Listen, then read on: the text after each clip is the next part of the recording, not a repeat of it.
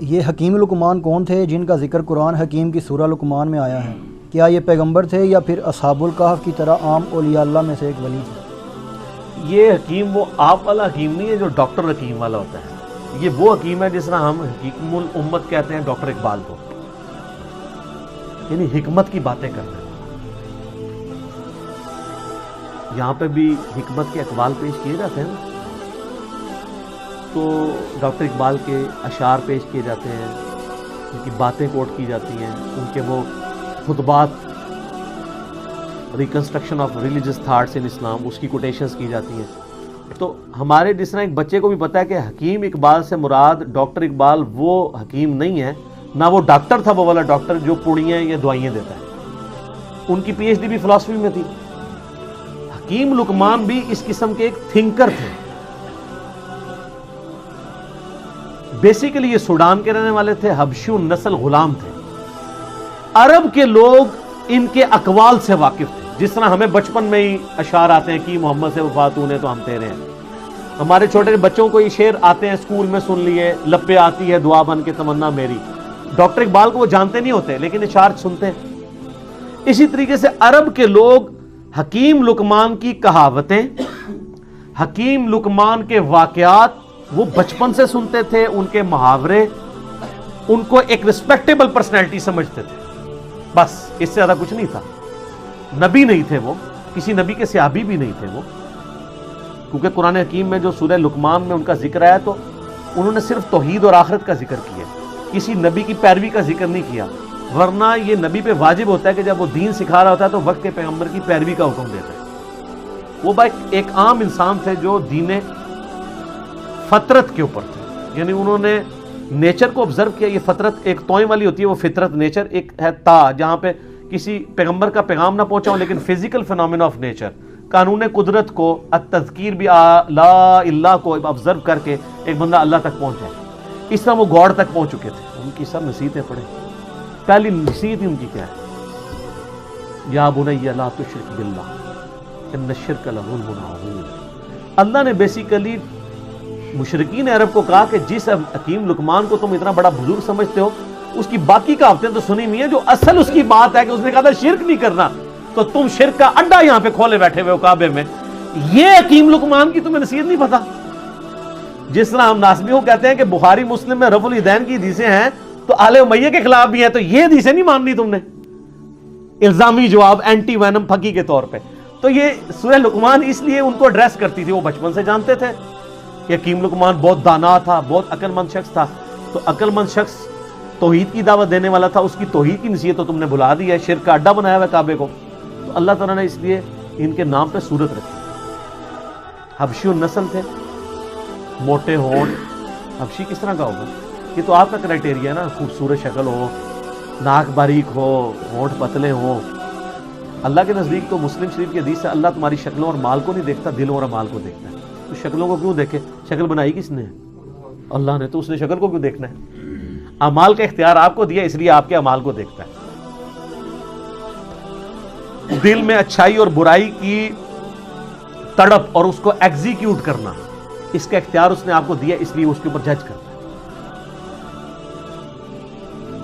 تو حکیم لقمان کے بارے میں آپ کو اسلام کی جو پہلی تفسیر ہے نا ابن جریر کی، امام طبری جنہیں کہتے ہیں، المتوفا 310 ہجری، انہوں نے تفسیر ابن جریر لکھی ہے. ابن کثیر نے المتوفا 774 ہجری، انہی سے اکثر چیزیں کاپی کی ہیں.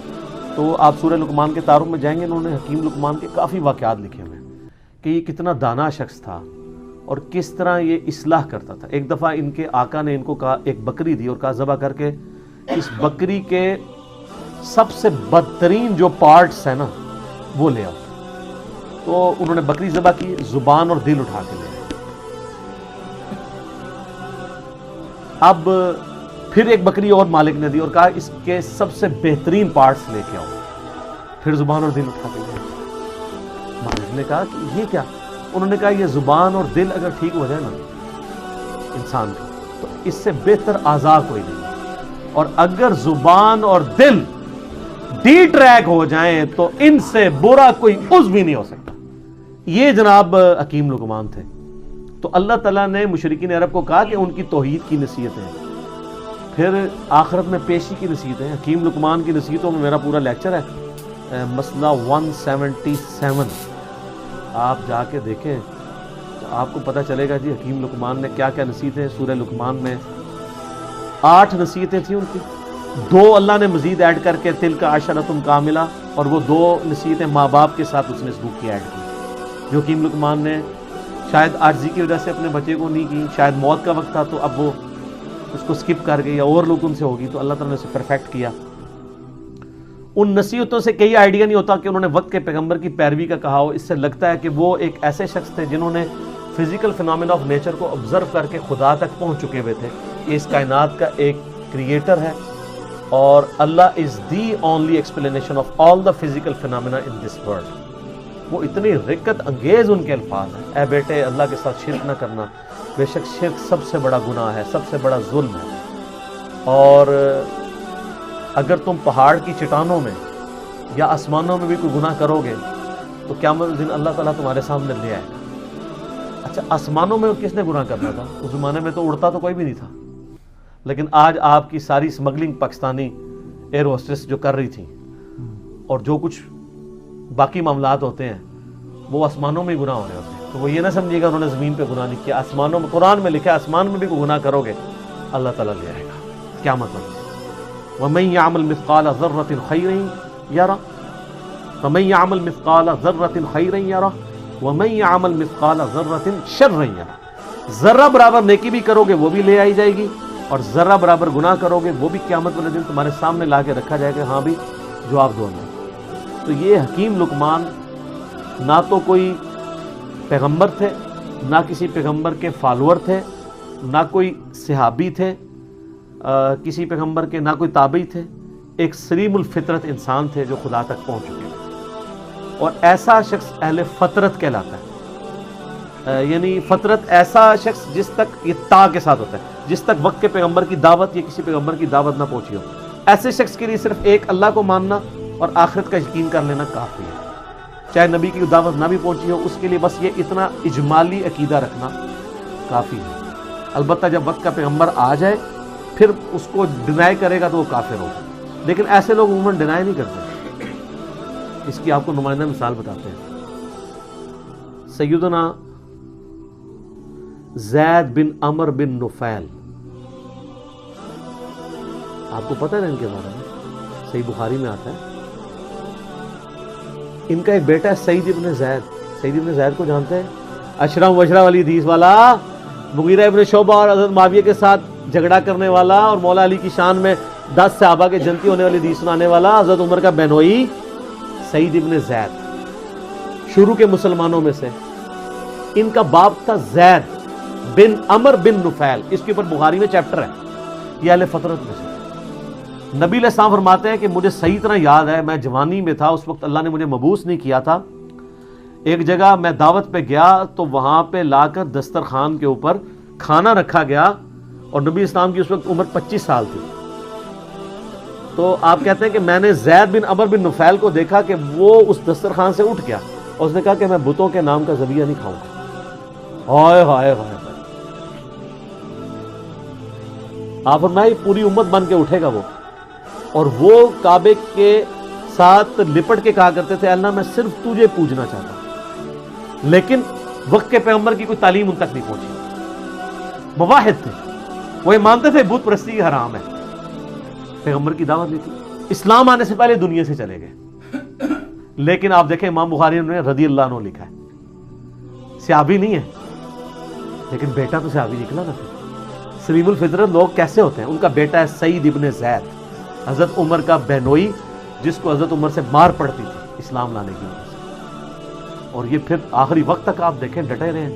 وہ تو آپ کربلا والا ریسرچ پیپر پڑھ لیں، جب سب لوگ مسئلت کا شکار تھے، یہ تو اعلانیہ مجموعوں میں کھڑے ہو کے کہتے تھے تم جنتی شخص علی ابن ابی طالب پہ لعنت کرواتے ہو، ہم کبھی بھی اس پہ لعنت نہیں کریں گے، کیونکہ میں نے رسول اللہ سے سنا ہے ابو بکر جنت میں، عمر جنت میں، عثمان جنت میں، علی جنت میں۔ سنن نسائی الکبریٰ میں اوپر تلے کتنی حدیث ہیں، میں نے اس اپنے کربلا والے ریسرچ پیپر میں ڈالی ہے۔ ایک تابعی آ کے کہتا ہے کہ میں اس دنیا میں سب سے بڑھ کر سیدنا علی سے محبت کرتا ہوں۔ سعید ابن زید نے یہ نہیں کہا تو شیعہ ہے، یا رافضی ہو گیا. آپ فرمایا تجھے خوشخبری ہو تو ایک جنتی شخص سے محبت کرتا ہے.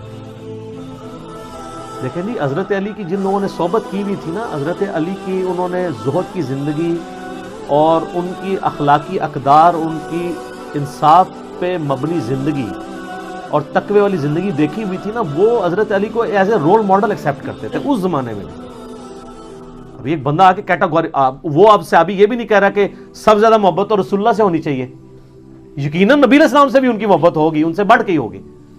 انہوں نے فوراً کو کہا تمہیں خوشخبری ہو، تم ایک جنتی شخص پہ سے محبت کرتے ہو. پھر سنن صحیح الکبریٰ میں موجود ہے، ایک شخص آ کے جو ہے وہ اس طرح آگے شکایت کرتا ہے کہ جی یہ لوگ حضرت علی پہ سب و شتم کرواتے ہیں. سعید بن زید کہتے ہیں کہ یہ ہمیں کہتے ہیں ہم اپنے بھائیوں پہ لعنت کریں، لیکن ہم اپنے بھائیوں پہ کبھی بھی لعنت نہیں کریں، کیونکہ میں نے رسول اللہ صلی اللہ علیہ وسلم سے 10 بندوں کے بارے میں سنا کہ وہ جنت میں، اور اس میں 10ویں وہ خود تھے.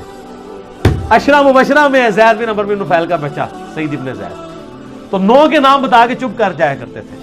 ویسے ساڑھے ورگا ہونا کہتا سر پہلا تو میں جے اگے تو گنتی دسنے، وہ پہلے باقیوں کے نام بتاتے تھے اور اینڈ پہ کہتے تھے ایک 10واں شخص بھی ہے. تو لوگ کہتے تھے وہ کون ہے، تو کہتے تھے اگر تم ضروری سمجھتے تو میں بتا دیتا ہوں وہ میں ہوں. یہ تھی عاجزی.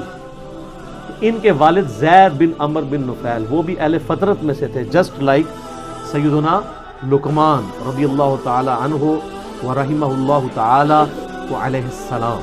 اور سر کیا خوش نصیبی ہے، اللہ کو مواحد کتنا پسند ہے کہ نہ وہ صحابی ہو، نہ وہ تابعی ہو، نہ کسی پیغمبر کی اس نے صحبت کی ہو، نہ کسی پیغمبر کا کلمہ پڑھا ہو، لیکن ایک اللہ کا ماننے والا ہو، شرک سے بیزار ہو، آخرت میں اللہ کی جواب دہی کا یقین رکھتا ہو. اس کے نام پہ پوری سورت ہے، اور اللہ تعالیٰ اس کے اقوال کو توحید کی دعوت کے لیے رول ماڈل کے طور پہ مشرکین عرب کے سامنے رکھ رہا ہے.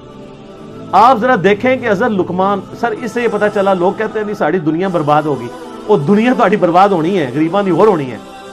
آخرت آپ اپنی دنیا میں بڑے سے بڑے امیر آدمی سے بھی اچھی کر سکتے ہیں، وہ آپ کے اپنے اختیار میں. لقمان نے کر کے بتائی ہے نا. نہ نبی ہے نہ کوئی صحابی ہے. اگر نبی ہوتے تو کہتے میری پیروی کرنا، نبی تو کہہ کے جاتا ہے. نبی علیہ السلام نے ہمیشہ اپنی پیروی کا حکم نہیں دیا. تو اگر آپ نبی بھی نہیں، صحابی بھی نہیں، تابعی بھی نہیں، ایک عام اہل فطرت میں صرف اللہ کو ماننے والے ہیں، تو اللہ کو اتنے پیارے ہیں کہ آپ کے نام پہ سورت آ رہی ہے.